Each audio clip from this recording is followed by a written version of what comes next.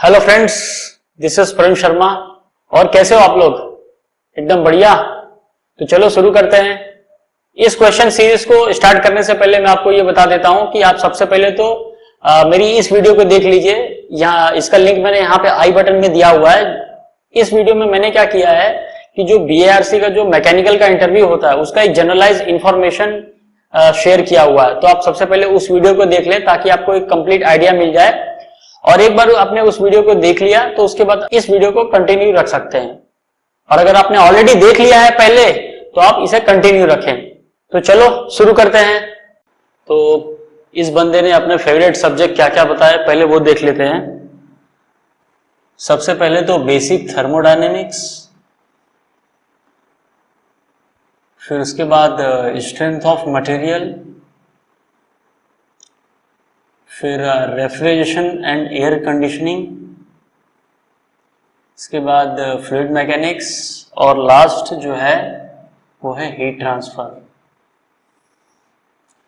तो शायद ये हुआ होगा कि इस बंदे से 5 फेवरेट सब्जेक्ट पूछे रहेंगे, तो इसने उसके अकॉर्डिंगली अपने सब्जेक्ट बताए। अब जो पहला क्वेश्चन पूछा गया वो है as Carnot cycle is not used practically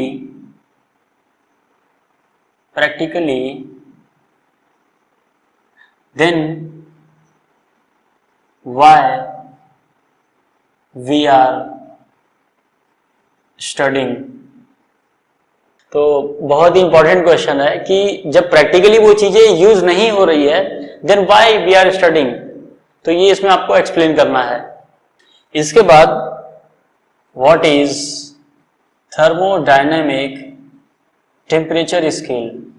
so thermodynamic temperature scale क्या है वो एक्सप्लेन करना है। कुछ कंसेप्ट है, सिंपल कंसेप्ट, वो इसमें आपको बताना होगा। फिर उसके बाद derive its expression from TS diagram. तो ये जो मेरा थर्मोडायनेमिक टेम्परेचर स्केल है इसका एक्सप्रेशन हमें डिराइव करना है बाय यूजिंग TS डायग्राम। ठीक है, टेम्परेचर एंट्रोपी का जो डायग्राम है वहां से आपको ड्रॉ करना है। फिर इसके बाद जो अगला क्वेश्चन पूछा गया, एक्सप्लेन 4 स्ट्रोक डीजल साइकिल। फिर अगला जो है, अब ये जो मेरा 4 स्ट्रोक डीजल साइकिल है इसका हम लोग अगर साइकिल ड्रॉ करते हैं, ठीक है, साइकिल अगर हमने ड्रॉ किया तो उसके बाद साइकिल ड्रॉ करने के बाद इसमें ये पूछा गया कि अगर इसका मैंने TS डायग्राम ड्रॉ किया, ठीक है, TS डायग्राम, तो इसमें यह पूछा गया कि at which point you will design the engine and why. तो जैसे ही ये जो मेरा 4 स्ट्रोक डीजल साइकिल है, अगर हम लोग इसका जो भी डायग्राम हम लोग ड्रॉ करते हैं, जैसे TS डायग्राम अगर मैंने ड्रॉ किया तो उससे मुझे एक आइडिया मिल जाएगा कि सबसे ज्यादा टेम्परेचर कहां पे है। तो उसके अकॉर्डिंगली हमें ये पता चल जाएगा कि for which point we have to design the engine, उसके डायमेंशन क्या होंगे, उसमें मटेरियल क्या लिया जाएगा, तो वो वहां से डिसाइड करना होगा। अब अगला क्वेश्चन देखते हैं इसमें क्या पूछा गया। जो नेक्स्ट क्वेश्चन है, whether material properties are dependent on the temperature. ये तो जाहिर सी बात है, डेफिनेटली डिपेंड करता है।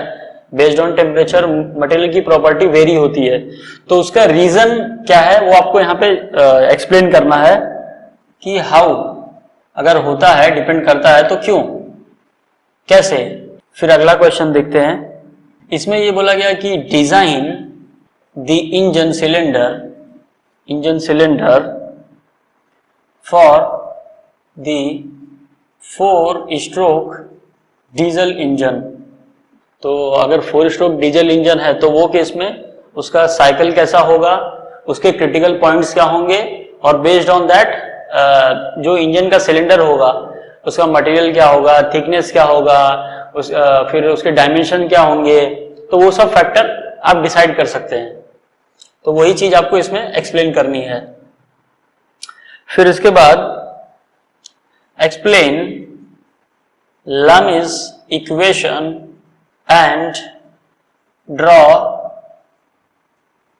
stress distribution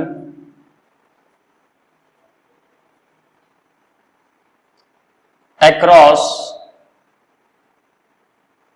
thickness of cylinder।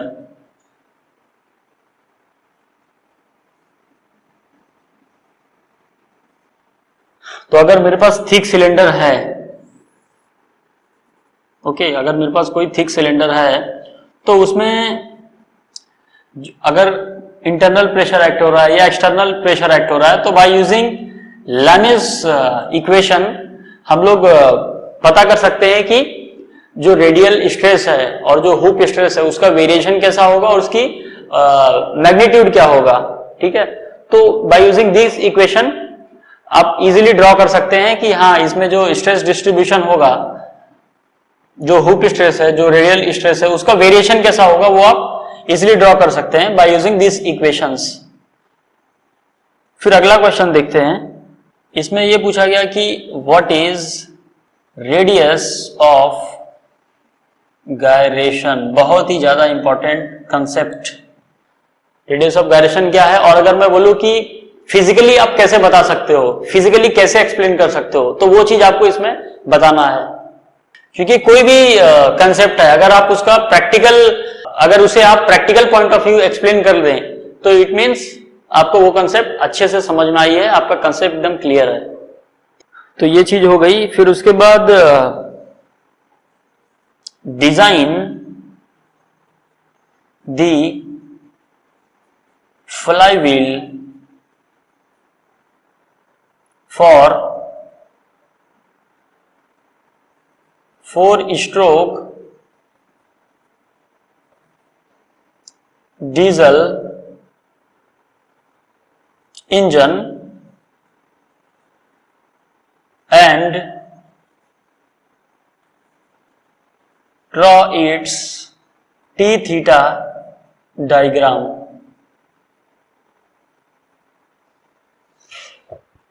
तो कैसे फ्लाईव्हील को आप डिजाइन करोगे for this type of engine, और उसको टॉर्क और जो एंगल है, जो एंगल ऑफ रोटेशन है, उसमें क्या वेरिएशन होगा, वो उसका ग्राफ आपको प्लॉट करना है इसमें। तो अगला क्वेश्चन देखते हैं। What is turn off refrigeration. तो रेफ्रिजरेशन का जो सब्जेक्ट है उसमें टन क्या चीज है, टनेज बोलते नहीं है, टनेज ऑफ रेफ्रिजरेशन, टीआर, जिसको हम लोग टीआर बोलते हैं, कैपिटल में बोलते हैं 1 टीआर 2 टीआर। तो ये क्या इंडिकेट करता है, इसका मीनिंग क्या है, ये इसमें आपको बताना है। फिर उसके बाद जो अगला क्वेश्चन है, आपने देखा होगा कि अगर एक सॉइल का, मिट्टी का पॉट है, सॉइल पॉट, ठीक है, ये कुछ इस तरह से ऐसा होता है, ये सॉइल पॉट है, तो इसको हम लोग बेसिकली यूज करते हैं for the cooling of water. तो इसमें यह पूछा गया कि इसमें कूलिंग होती कैसे है, how cooling is take place in pot. कैसे कूलिंग इसमें होती है, उसका प्रोसेस क्या है, ये बताना है। और उसके बाद इसी चीज को आपको साइकोमेट्री चार्ट पे ड्रॉ करके बताना है। Draw process on psychometry chart. ये जो प्रोसेस होगा, ठीक है, कूलिंग का जो प्रोसेस होगा, उसको आपको इसके चार्ट के ऊपर ड्रॉ करके एक्सप्लेन करना है।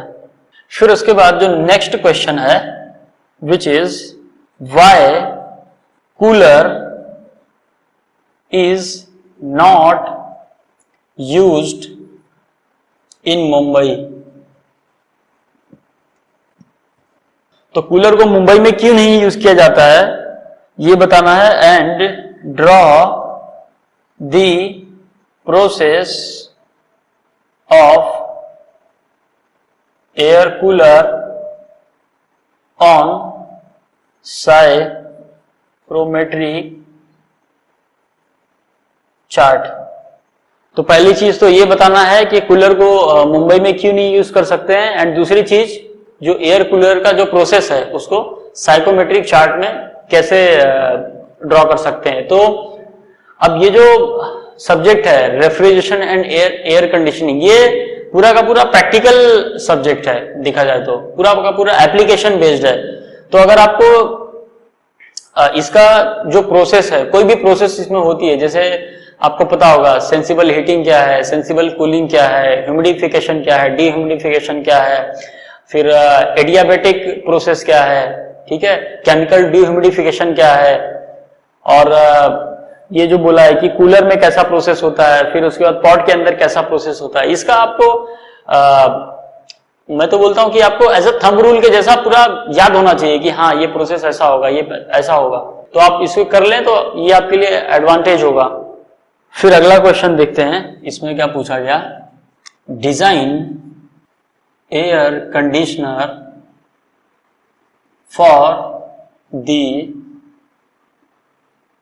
फॉर दिस रूम बोला गया है, for this room for summer condition. Majority of the interview जो होता है मैकेनिकल का वो बीआरसी मुंबई में होता है, ठीक है। तो अब जिस इंटरव्यू रूम में ये इंटरव्यू हो रहा था उसी रूम के लिए बोला गया कि आप डिजाइन करो। अगर बाहर मतलब समर कंडीशन चल रही है तो वो केस में इस रूम को हम लोग एयर कंडीशनिंग के लिए कैसे डिजाइन करेंगे, क्या हीट लोड क्या होगा, ठीक है, फिर क्या क्या फैक्टर आप उसमें कंसीडर करते हो वो आपको इसमें एक्सप्लेन करना है। इसके बाद जो अगला क्वेश्चन है वो है draw comfort chart. Comfort chart क्या है वो इसमें आपको ड्रॉ करना है। देन उसके बाद एक सिचुएशन दी गई कि ये है मेरा एक टैंक, ये टैंक है और इस टैंक में ये यहां तक भरा हुआ है पानी, ओके। लेट से ये हाइट जो है वो है स्मॉल h, और एक बॉल है जो इस वाटर के लेवल से at a distance of capital H पे है, ठीक है, जिसका सम मास है, मास इज m, ये है वाटर। तो ये केस में मैं जैसे ही इस बॉल को यहां से ड्रॉप करूंगा, तो जैसे ही हम लोग इसे ड्रॉप करेंगे तो इसमें सबसे पहला जो क्वेश्चन पूछा गया कि ड्रॉ हाइट वर्सेस टाइम का ग्राफ। तो पहली चीज ये है इसमें। अब जाहिर सी बात है कि अगर मैं इस बॉल को छोड़ता हूं तो क्या होगी, इसकी वेलोसिटी जीरो से धीरे धीरे धीरे बढ़ने लगेगी, और इसके अंदर भी बहुत सारी जो फोर्सेस है वो आप कंसीडर करोगे, उसके अकॉर्डिंगली हाइट तो बढ़ेगी बट कैसा उसका वेरिएशन होगा वो आपको इसमें देखना होगा। तो बॉल के ऊपर जो भी फोर्सेस एक्ट हो रहे हैं बेस्ड ऑन दैट देखना होगा कि कैसा वेरिएशन होगा हाइट का। फिर उसके बाद दूसरी चीज इसमें ये पूछी गई कि व्हाट इज टर्मिनल वेलोसिटी, ठीक है। तो टर्मिनल वेलोसिटी क्या चीज है वो इसमें आपको बताना है। फिर उसके बाद अगर ये मेरा ग्राउंड है और ये यहां पे मेरा है बॉल, ओके, और मैं इसे यहां से ड्रॉप करता हूं, ये हाइट है h, तो ये केस में इस बॉल को यहां पे पहुंचने में कितना टाइम लगेगा और वेलोसिटी क्या होगी। तो ये एक सिचुएशन दी गई है, फिर उसमें पूछा गया क्वेश्चन। फिर उसके बाद नेक्स्ट प्रॉब्लम ये पूछा गया कि आई हैव टू बॉडी, ये बॉडी 1 और ये बॉडी 2, इसका कुछ तो मास है मान लो दिया हुआ है 10 kg और दूसरा जो बॉडी है उसका मास है 1500 kg और ये दोनों मास ग्राउंड से सेम हाइट पे है, लेट से h। तो क्या दोनों को जो टाइम लगेगा ग्राउंड पे पहुंचने को वो सेम होगा या डिफरेंट होगा? ठीक है, time to reach ground same और डिफरेंट, तो ये इसमें आपको बताना है। तो क्या होगा, क्या ये जल्दी पहुंचेगा या ये जल्दी आएगा, तो वो आपको इसमें बताना है। इसके पीछे कंसेप्ट क्या है वो आपको एक्सप्लेन करना है। फिर इसमें ही लास्ट जो सब प्रॉब्लम पूछा गया वो है, इसमें ये बोला गया कि ये जो केस था ये वाला, ठीक है, ग्राउंड, ये बॉल और यहां से मैं h हाइट से इसको ड्रॉप कर रहा हूं, इसका कुछ मास है। तो ये केस में वेलोसिटी, एक्सेलरेशन, डिस्प्लेसमेंट इन तीनों का ग्राफ ड्रॉ करना है वर्सेस टाइम। तो ये आपको ड्रॉ करना है, मतलब विथ रिस्पेक्ट टू टाइम इस बॉल की वेलोसिटी कैसे वेरी हो रही है, उसका एक्सेलरेशन कैसे वेरी हो रहा है, डिस्प्लेसमेंट कैसे वेरी हो रहा है विथ रिस्पेक्ट टू टाइम, तो उसका आपको ग्राफ ड्रॉ करना है। ये ग्राफ ड्रॉ करना है। फिर अगला क्वेश्चन देखते हैं। इसमें यह पूछा गया कि why aeroplane flies at very large height, इसका क्या कंसेप्ट है वो आपको इसमें बताना है। फिर अगला जो क्वेश्चन है, what is the need of long runway for aeroplane, क्या इसका रीजन है लॉन्ग रनवे का। फिर नेक्स्ट वन इज, इसमें यह बोला गया कि एक पाइप है, ठीक है, ये पाइप है और इसके अंदर हॉट वाटर फ्लो हो रहा है, ठीक है, हॉट वाटर। फिर इसके आउटसाइड में जो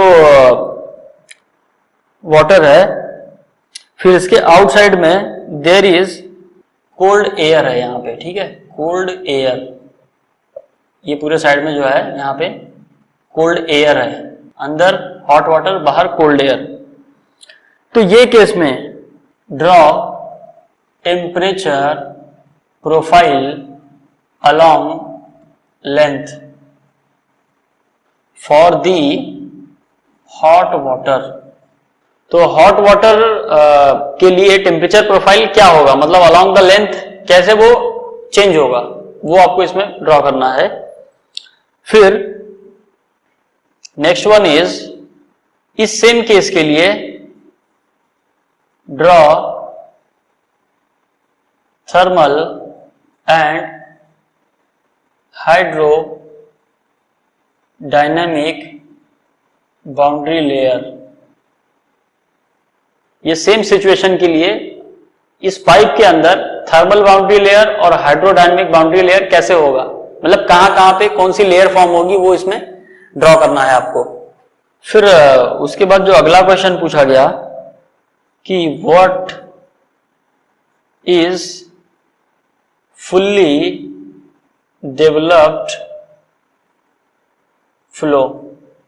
तो फुल्ली डेवलप्ड फ्लो का जो कंसेप्ट है वो इसमें आपको एक्सप्लेन करना है। फिर अगला जो क्वेश्चन है वो है व्हाट इज एंट्री लेंथ। फिर अगला क्वेश्चन जो पूछा गया वो है, if pipe dia is doubled, then what will be the effect on entry length. तो एंट्री लेंथ के ऊपर क्या इफेक्ट होगा अगर मैं पाइप के डाया को डबल कर दूं। तो इस बंदे से बस इतने ही क्वेश्चन पूछे गए, और अगर आपको कुछ डाउट है, कोई क्वेरी है, तो आप नीचे कमेंट सेक्शन में अपने क्वेश्चन को जरूर पोस्ट कर देना। I will try to reply as early as possible. और अगर आपको कुछ मैकेनिकल इंजीनियरिंग से रिलेटेड फ्री स्टडी मटेरियल चाहिए तो आप www.mechanicalpentomath.com पे जा सकते हैं। ये हमारी वेबसाइट है जिसकी लिंक मैंने नीचे डिस्क्रिप्शन बॉक्स में भी दे रखी है। ओके, और अगर आपको ये वीडियो अच्छी लगी हो तो लाइक जरूर कर देना, इतना तो बनता है यार, थोड़ा मोटिवेशन बना रहता है अपना, और आपके लिए नई नई वीडियो लेके आने वाला हूं, ठीक है। और दूसरी चीज, हमारे चैनल को सब्सक्राइब जरूर कर लेना ताकि जो भी मैं नई वीडियोस लेके आ रहा हूं उसकी नोटिफिकेशन आपको तुरंत मिल जाए। तो बाय, टेक केयर, अपना ध्यान रखें।